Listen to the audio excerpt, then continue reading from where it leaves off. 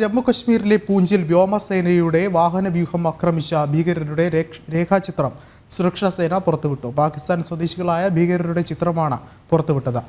ഭീകരരെ പിടികൂടാൻ സഹായിക്കുന്നവർക്ക് 20 ലക്ഷം രൂപയാണ് പാരിതോഷികവുമായി പ്രഖ്യാപിച്ചിട്ടുള്ളത്. ജിഷ്ണു കൃഷ്ണൻ ചേർന്നുണ്ട്. ജിഷ്ണു, എന്താണ് ഏറ്റവും പുതിയ വിവരങ്ങൾ?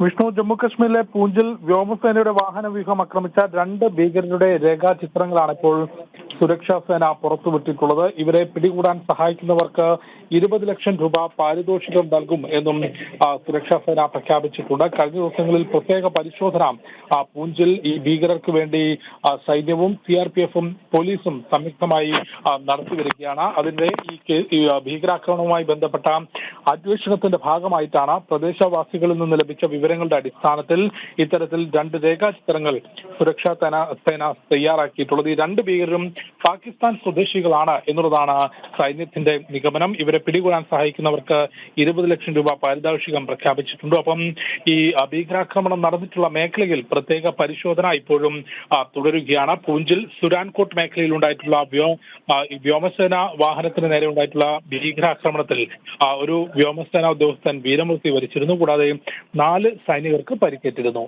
വിഷ്ണു, വ്യക്തമാണ്. ജിഷ്ണു കൃഷ്ണനാണ് വിശദമായ റിപ്പോർട്ടുകൾ പങ്കുവച്ചത്.